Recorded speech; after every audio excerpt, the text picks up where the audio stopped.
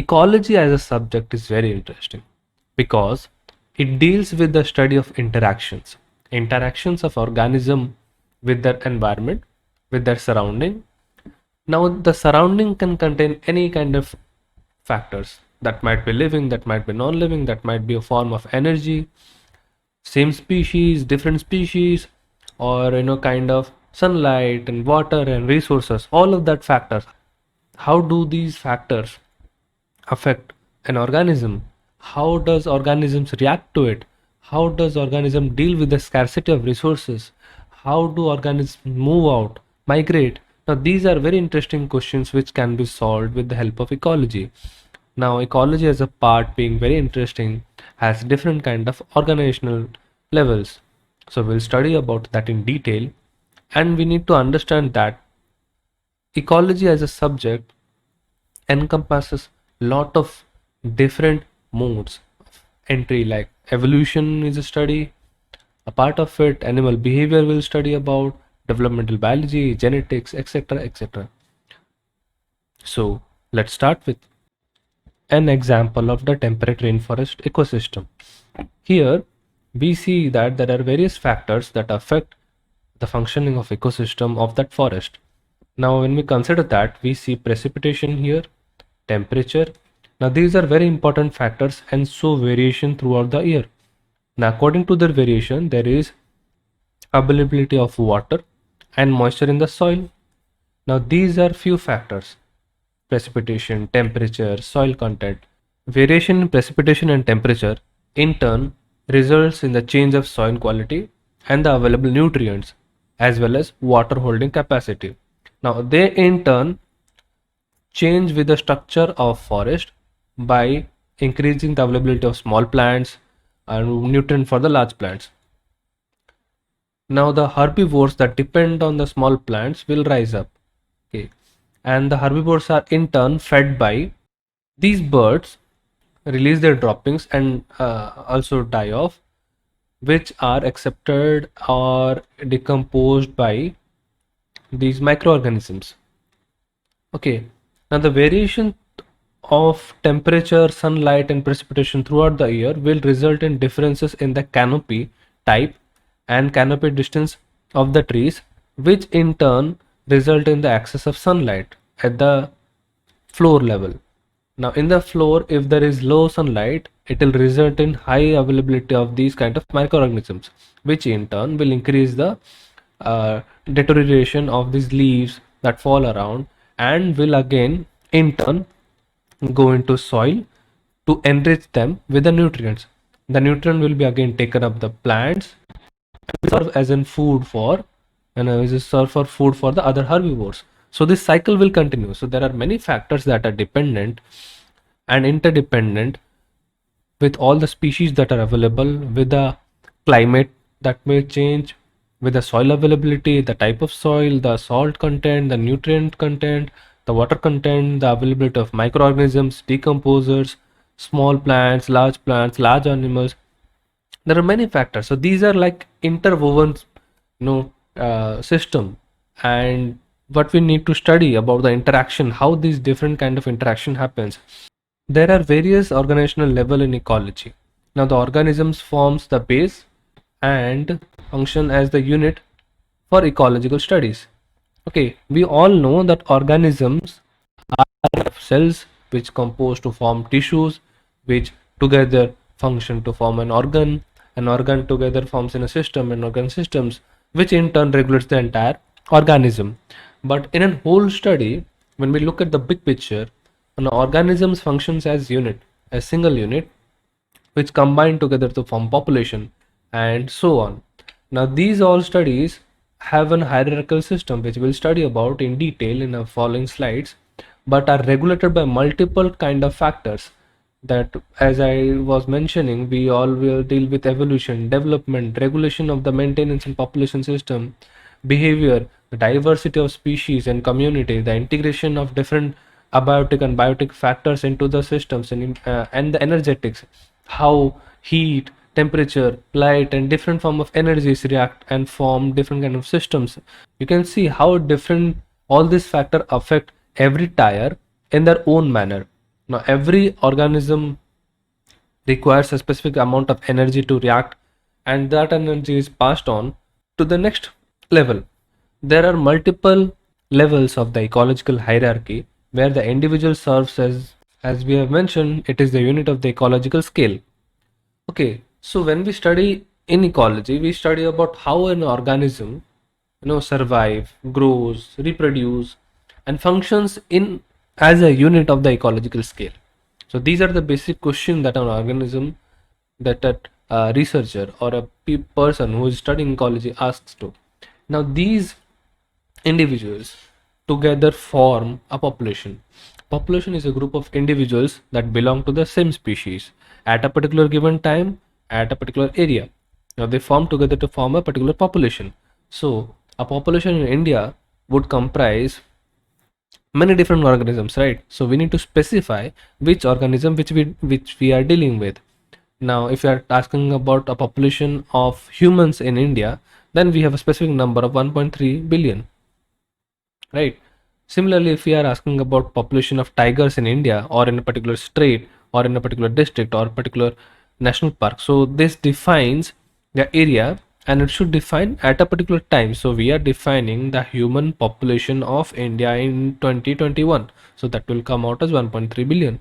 Similarly, we all need to specify what are the we need to specify what are the parameters of the population, and this is the most important thing that we should consider, that population refers to group of individuals of the same species at a particular time in the given area.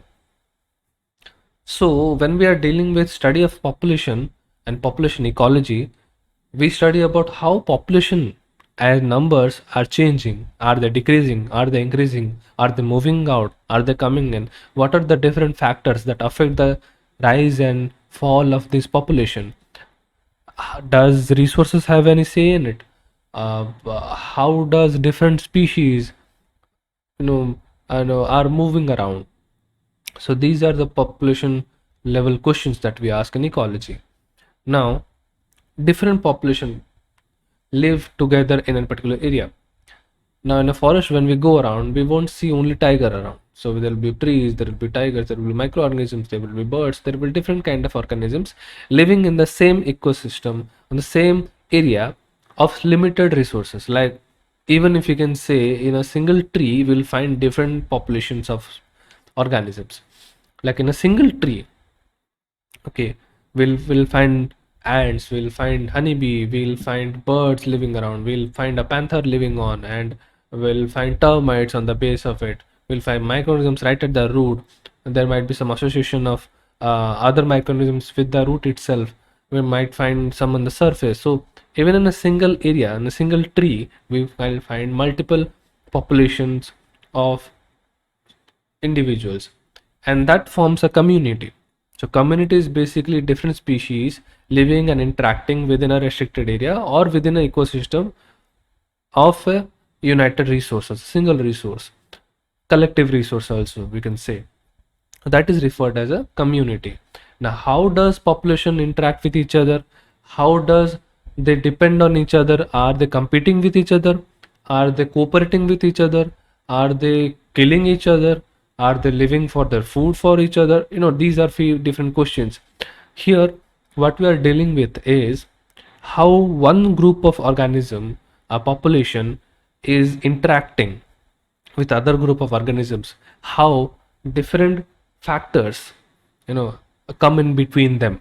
So these are what community study or community ecology deal with. An ecosystem is basically a combination of different factors. Now we are talking about communities, multiple communities, and as well as physical factors right now. Now in the communities we were only dealing with population, multiple population, how do they react with each other, but right now we are dealing with populations, communities, and multiple physical factors. So consider that as an example. Let's take a river. Now in a river, only just a small only just a small stretch of river. Let's say we have right bank and left bank of the river, right? So in left bank of the river we find different kind of organisms, different community living around. there might be different plants, there might be different grasses, there might be hippos, there might be deers, there might be zebras. But in the right bank, we might see crocodiles lurking around. It might be muddy, it might have low grass quantity, it might have tigers, it might have elephants. So the variation in a particular area of different communities combined together with a particular physical factor will form an ecosystem. So river ecosystem, forest ecosystems, so these are different kind of ecosystems that are present, and we will study about them in detail in the following chapters. Now landscape is about, a particular physical area which comprises different kind of ecosystems or a combination of ecosystems. So that is, in a grassland ecosystem, in a grassland, okay, landscape is an area that might be terrestrial, that might be aquatic, forms a bigger patch of, a physical space in which there are different kind of ecosystems that function around. So that in a particular area there might be river flowing in, there might be pieces of rocks, there might be mountain, there might be grasslands. So these all combine together to form a particular landscape. So if we are talking about grassland ecosystem or grassland in short, we are talking about different kind of patches of, there might be stream going around, there might be patches of forest around, there might be small rocks, there might be a hill, and all this together to form a long stretch of grasslands. Now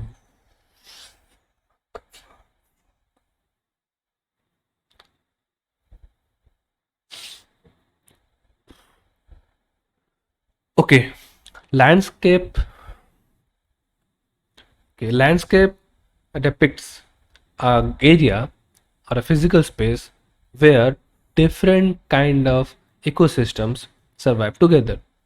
So consider, in a forest there might be a stream going on, there might be patches of grassland, there might be patches of large trees, there might be patches of small trees, there might be patches of, open ends of the forest, there might be a road around.